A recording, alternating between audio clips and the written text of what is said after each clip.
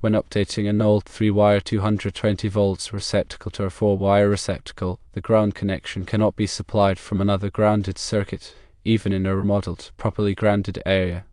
The reason for this lies in the fundamental principles of electrical safety and the requirements outlined in the National Electrical Code, or NEC. A dedicated grounding path is crucial for proper fault current protection. Connecting the ground to another circuit introduces several potential hazards and violates the NEC. Firstly, the purpose of a grounding conductor is to provide a low impedance path for fault current to return to the source. This low impedance allows the overcurrent protection device, such as a circuit breaker or fuse, to quickly trip and energize the circuit in the event of a ground fault. If the ground connection is shared with another circuit, the impedance of that shared path may not be low enough to ensure a rapid and reliable trip. This increased impedance can result in a sustained fault current, potentially leading to overheating, fire, and electrical shock hazards. Secondly, sharing a ground between circuits can create a condition known as objectionable current. Objectionable current occurs when current flows on the grounding conductor under normal operating conditions. This can happen when multiple circuits are interconnected through a common ground, and differences in voltage potential or load imbalances cause current to circulate through the grounding system. Objectionable current can cause nuisance tripping of ground fault circuit interrupters, or GFCIs, and can also interfere with the operation of sensitive electronic equipment. Thirdly, the NEC specifically prohibits sharing grounding conductors between different circuits for safety reasons. Section 250.130 C addresses methods for grounding receptacles and equipment. The NEC generally requires that the grounding conductor for a receptacle be run directly back to the source, either to the grounding bus in a panel board or to a separately derived system. This ensures a dedicated and reliable grounding path for each circuit. In the specific scenario described, attempting to run the ground from a box housing an exterior 20 amps GFCI receptacle is not permissible.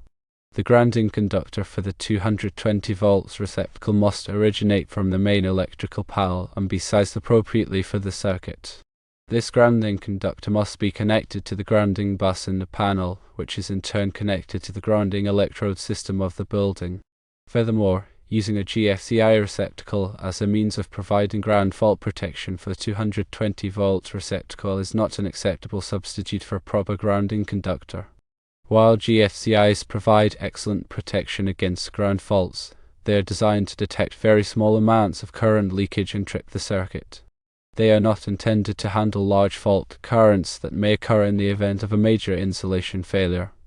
In addition to the NEC requirements, there are practical considerations that make sharing a ground between circuits undesirable. If the shared ground conductor becomes disconnected or damaged, both circuits will lose their grounding protection, increasing the risk of electrical shock. Moreover, the integrity of the grounding system is essential for the proper functioning of surge protection devices, or SPDs. SPD divert transient voltage surges to ground, protecting sensitive electronic equipment from damage. If the grounding system is compromised, the effectiveness of SPD will be reduced, and equipment may be vulnerable to damage from surges. When updating an old 3-wire 220 volts receptacle to a 4-wire receptacle, it is essential to run a new, dedicated grounding conductor from the receptacle back to the main electrical panel. This grounding conductor must be sized according to the requirements of the NEC, based on the overcurrent protection device for the circuit. It is also important to ensure that all grounding connections are properly made and tightened to provide a low impedance path for fault current. If the existing wiring does not include a grounding conductor, it may be necessary to run a new cable from the panel to the receptacle. Alternatively, in some cases, it may be permissible to use the metal conduit as the grounding conductor, provided that the conduit is properly installed and maintained. However, this option is subject to specific requirements in the NEC and may not be suitable for all situations. In summary, sharing a grounding conductor between different circuits is a dangerous practice that violates the NEC and can compromise electrical safety. A dedicated grounding path is essential for proper fault current protection and to ensure the safe operation of electrical equipment.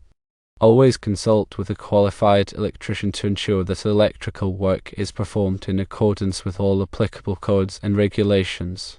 The NEC provides detailed requirements for grounding electrical systems.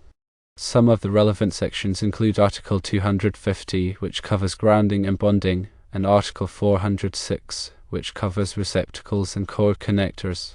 It is important to consult these sections of the NEC to ensure that all grounding requirements are met. The grounding conductor must be sized appropriately for the circuit. NEC Table 250.122 provides guidance on sizing grounding conductors based on the overcurrent protection device for the circuit. For example, a 20 amp circuit requires a minimum 12 AWG copper grounding conductor, while a 30 amp circuit requires a minimum 10 AWG copper grounding conductor. The grounding conductor must be connected to the grounding bus in the main electrical panel. The grounding bus is a conductive bar that is connected to the grounding electrode system of the building.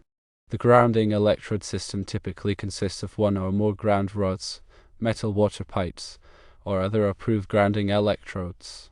The grounding conductor must be installed in a manner that protects it from physical damage. The grounding conductor should be run along the same path as the circuit conductors and should be securely fastened to prevent it from becoming disconnected or damaged. All grounding connections must be properly made and tightened.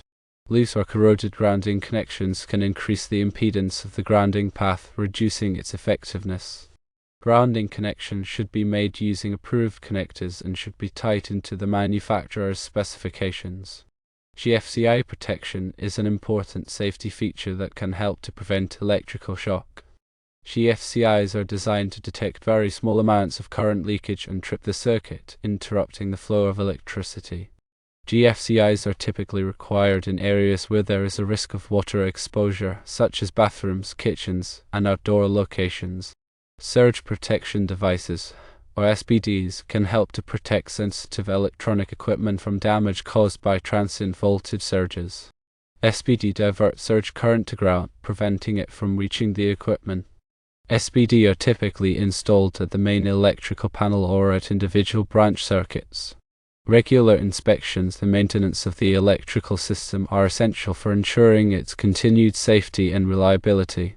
The electrical system should be inspected periodically by a qualified electrician to identify any potential hazards or problems.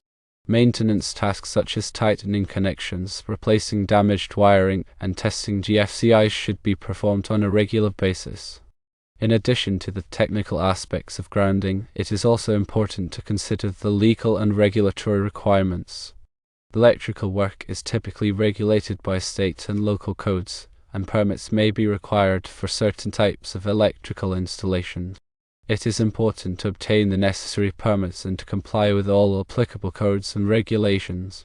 The NEC is updated every 3 years, and it is important to stay current with the latest requirements.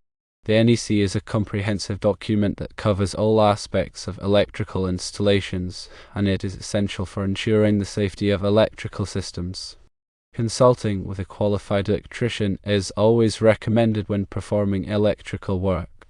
Electricians have the knowledge and experience to ensure that electrical work is performed safely and in accordance with all applicable codes and regulations. Attempting to perform electrical work without proper training and experience can be dangerous and can result in serious injury or death. Always err on the side of caution and seek professional assistance when necessary. Grounding is a critical aspect of electrical safety, and it is essential to understand the principles and requirements of grounding to ensure the safe operation of electrical systems.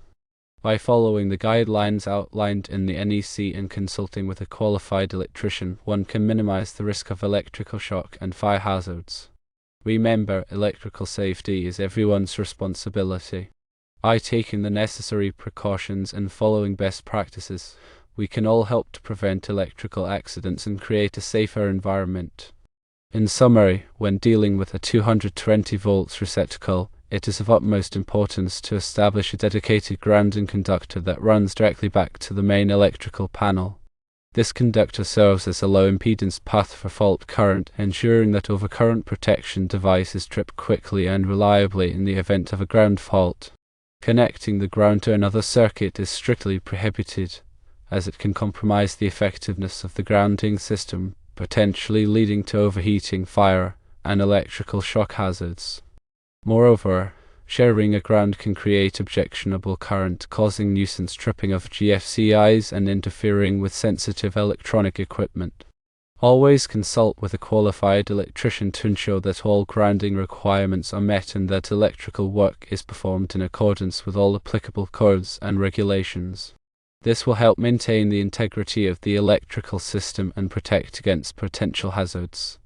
Maintaining a safe and reliable electrical system is crucial for the well-being of everyone in the home.